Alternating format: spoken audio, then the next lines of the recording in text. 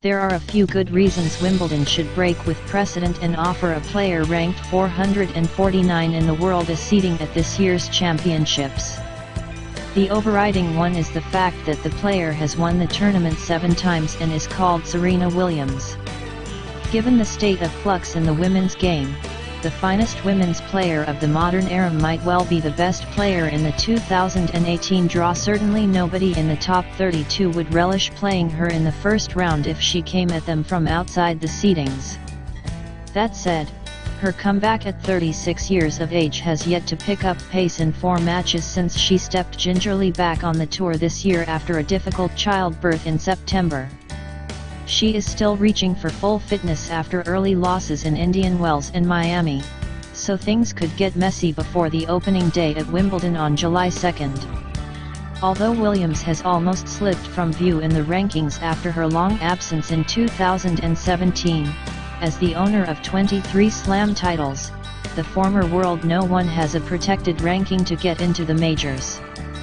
However, when asked on Tuesday if this would be good enough for her to be placed into the Cosset zone of the top 32, the chairman of the All England Club, Philip Brook, and the club's chief executive officer, Richard Lewis, were momentarily wrong-footed. It said, correctly, that the wording of the rule book was vague and ambiguous.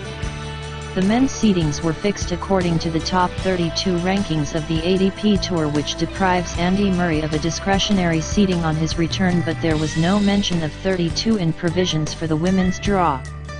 It took a phone call to the WTA headquarters in Florida to open the door. Wimbledon did indeed have the discretion to offer Williams a precious seeding, and they issued a quick clarification to that effect. The ball, in every way, is in their court. The odds are it will do the right thing. It usually does. If there is one instinct that drives the administration and stewardship of the championships, it is probity. For the 150 years of its existence, Wimbledon has batted away controversy with the untroubled ease of Roger Federer planting his backhand down the line on the clipped lawns of center court. Now the quiet powerhouse of tennis has been lumbered with a problem not of its own making, but definitely in its gift to solve. It will be a test of its class and wisdom when the seedings committee meets on June 26. The other reasons? Natural justice, locker room sympathy, and the good of the game.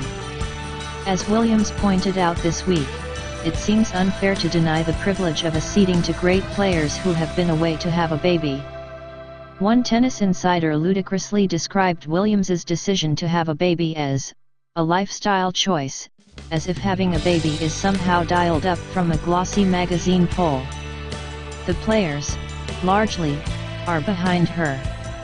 After Williams went out early at Indian Wells, the world no. 1, Simona Halep, said the American should have been seeded no. 1 in the draw, and the Miami tournament director, James Blake, agreed that leaving her out of the seedings looked like punishment for being a mother. The counter-argument to giving Williams preferential treatment is that other players have slogged away on the tour to make the top 32 at the home of tennis, and one of them will have to be bounced. Well, that precarious outer territory of the seedings exists anyway. Williams, the most decorated player of the Open era, has earned her right to be regarded as special. If she were to trip and lose to a seed in the first round, the draw would instantly be a poorer attraction. There is also, of course, the seeming unfairness of the 2-time champion and home favorite Murray possibly having to play Roger Federer in the first round in his comeback slam. However, it is unlikely he will complain. He lost his coach, Amelie Mauresmo, in May 2016 when she said she could not juggle motherhood and coaching, among other things. But Murray, who has championed equality in the game more than any other male player, won Wimbledon that year, not to mention taking Olympic gold and reaching no. 1 in the world. Last year Maria Sharapova spared the All England club the embarrassment of offering her a wild card by refusing to request one when returning from a 15-month absence after failing a drug test.